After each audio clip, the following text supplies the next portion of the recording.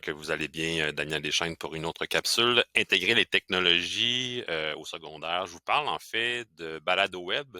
Si je montre, ça va aller mieux que mon titre. Donc, publier un balado avec balado web. Donc, c'est une application. Balado web, c'est quoi? C'est une application pédagogique. Vous ne voulez pas que vos élèves publient sur Spotify ou des grandes plateformes nationales qui sont peut-être pas dédiées à l'éducation. Vous voulez avoir un contenu plus pédagogique, localisé. C'est géré par le Récit, donc c'est vraiment intéressant de savoir que c'était un outil qui était à la disposition des enseignants. Donc, balado web, euh, aussi en association avec BANQ, quand on regarde en fait sur le site web. Donc, ça, c'est le site de balado web. Première étape, ben, vous faire un compte, vous créez un compte enseignant. Et quand ça sera fait, en fait, vous auriez une validation dans votre compte courriel avec un numéro d'enseignant. Ce code-là, c'est le code qui sera utile pour vos élèves quand ils vont faire des soumissions. On est dans cette optique-là. Donc, vous avez le code, vous êtes les gestionnaires de contenu, les élèves sont des soumissionnaires et vous devez approuver ou non leur projet avant qu'il soit publié. Donc, ça, c'est pour l'application. Au préalable, ça nous prend un balado. Hein, donc, pour l'exercice ici, je me suis servi d'un petit balado que j'ai fait pour présenter une trousse. Donc, j'ai fait ça avec BandLab, pas la version édu, mais la version régulière. J'ai téléchargé le fichier en format MP3 pour compacter là, le fichier. Donc, ça, c'est le préalable. Donc, le prof a son compte, l'élève va créer un balado. Qu'est-ce qu'on fait? Donc, l'élève va aller sur le site de Balado Web.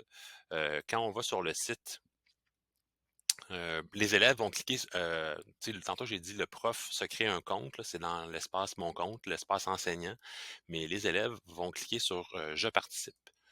Donc, l'élève arrive avec ce formulaire-là et comme par magie, le mien est déjà fait. Alors, voici ce que j'ai fait pour ma demande de soumission. Donc, sur les traces de quartier Roberval, c'est un balado qui sert à présenter une trousse pédagogique. Je m'appelle Daniel. J'ai sélectionné un thème. Nous sommes dans la ville de Québec parce que le balado, ce qui est le fun avec balado web, c'est qu'ils sont géolocalisés. Donc, c'est intéressant à ce point de vue-là. J'ai mon fichier MP3 qui sera joint au fichier justement à ma demande de soumission. Je pourrais mettre une photo pour me distinguer des autres. Je dois identifier mon centre de service scolaire, mon niveau, le nom du cours et est-ce que je suis un prof, oui ou non. Alors, quand je fais envoyer, puis notez aussi, là, j'ai passé sous silence, là, les cases en bleu, mais dans ma demande de soumission, dans ma soumission au prof, je dois mentionner justement le code enseignant. Donc, mon code, c'est le 87255-301. C'est le numéro du groupe. Donc, je fais envoyer.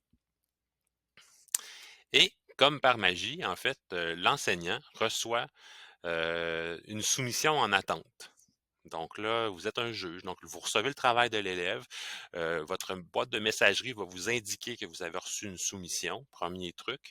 Sinon, on va dans la plateforme et là, ben, on peut approuver ou refuser. Donc, si j'approuve, ben, automatiquement, le balado va être géolocalisé dans la plateforme, puis il va être présenté, donc il va être publié. Si je fais refuser, ben, écoutez, on recommence à zéro. L'élève peut modifier euh, des morceaux du balado, tout dépendant de la rétroaction que je lui ai fournie, des critères de correction, puis des attentes qui avaient été logées à son endroit. Alors voilà, c'était pour l'application Balado Web, comment publier un balado dans une application pédagogique qui est assez simple, qui est gratuite, qui vous rendra de précieux services. Alors, je vous souhaite une très belle fin de journée, puis je vous dis à la prochaine.